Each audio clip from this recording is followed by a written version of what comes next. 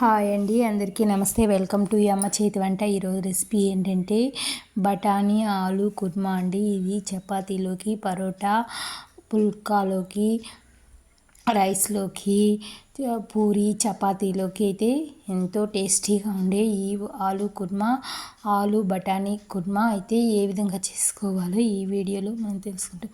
నేను చెప్పిన ఈ విధంగా చేశారంటే మళ్ళీ ఇదే మాదిరి అయితే చేసుకోవాలని మీ ఇంట్లో అందరూ దీనికి ఫేవరెట్ అయిపోతారు. అంత టేస్టీగా ఉంటుంది ఈ బఠానీ కుర్మా. ఈజీగా అయితే మనం చేసుకోవచ్చు. ముందుగా అయితే వీడియోలోకి అయితే వెళ్ళిపోతాం. ఇక్కడైతే దేవసేన శ్రీ సుబ్రహ్మణ్య స్వామి దేవస్థానం తిరుత్తని. ఈరోజు స్వామివారు ఆదివారం ఉదయం వల్లిని అయితే దొంగ కళ్యాణం పెళ్లి చేసుకుంటారు. రేపైతే స్వామివారికి వివాహ వేడుకలు జరుగుతాయి. ఇప్పుడైతే తేరు నిర్వహిస్తారు. సుబ్రహ్మణ్య స్వామి వారి తేరు వేడుకైతే అందరూ స్వామిని దర్శించుకోండి.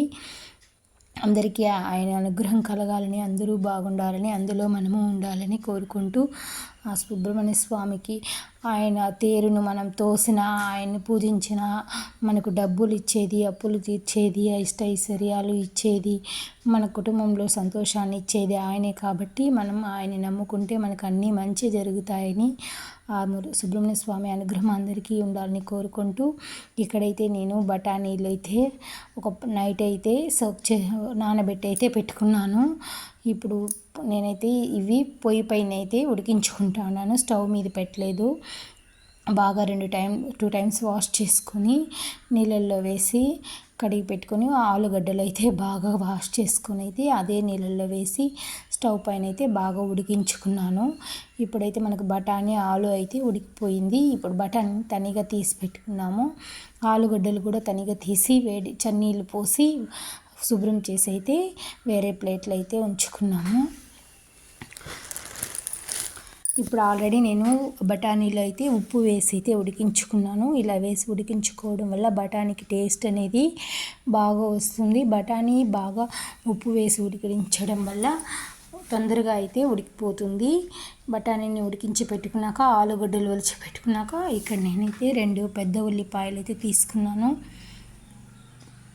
3 టేబుల్ స్పూన్ ఆయిల్ అయితే వేసుకొని 2 లవంగాలు, ఒక దాల్చిన చెక్క ముక్క, ఒక ఇలాచీకాయ వేసి అయితే ఫ్రై అయిన తర్వాత మనం కట్ చేసుకున్న ఆనియన్ ముక్కలను అయితే అందులో వేయాలి. ఆనియన్ ఆయిల్లో బాగా ఫ్రై అయిన తర్వాత ఒక 3 పెద్ద టమోటాలు అయితే సన్న ముక్కలుగా కట్ చేసి అందులో అయితే వేసుకున్నాను. ఇందులోనే పసుపు కూడా ఒక 1/2 టీ స్పూన్ అయితే వేసుకొని, కొత్తిమీర కూడా కొంచెం వేసుకొని, అల్లం వెల్లుల్లి పేస్ట్ అయితే ఒక 1/2 టీ స్పూన్ అయితే 1/2 టీ స్పూన్ వేసుకుంటే కూడా సరిపోతుంది.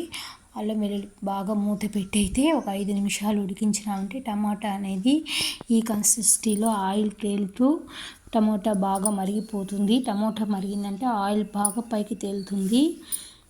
ఈ విధంగా అయితే ఉడికించుకోవాలి. టమోటా, ఉల్లిపాయలు బాగా ఉడికిన తర్వాత ఇప్పుడు మనం అయితే ఆల్రెడీ ఉడికించుకున్న బఠానీని అయితే వేసుకున్నాను. బఠానీ వేసుకున్న తర్వాత మనం పొట్టు తీసి ఉంచుకున్న ఆలుగడ్డలు కూడా బాగా స్మాష్ చేసి అయితే ఇందులో వేసుకోవాలి. ఈ విధంగా టమాటాలు ఉడికించుకోవడం వల్ల ఆయిల్ అంతా బాగా పైకి తేలడం వల్ల కర్రీ అనేది చాలా అంటే చాలా టేస్టీగా ఉంటుంది.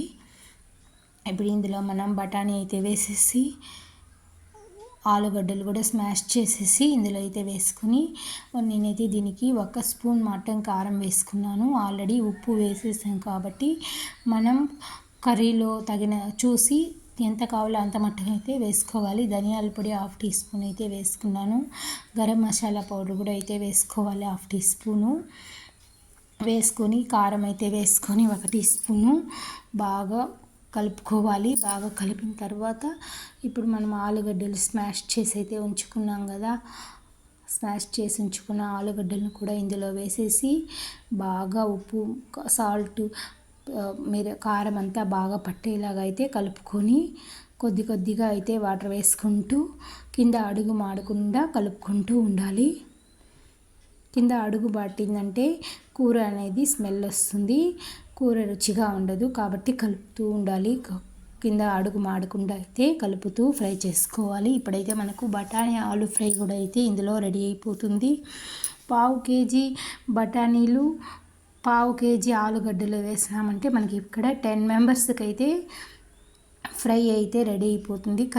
కర్రీ కూడా 10 మెంబర్స్ అయితే తినచ్చు, అంత కర్రీ అవుతుంది.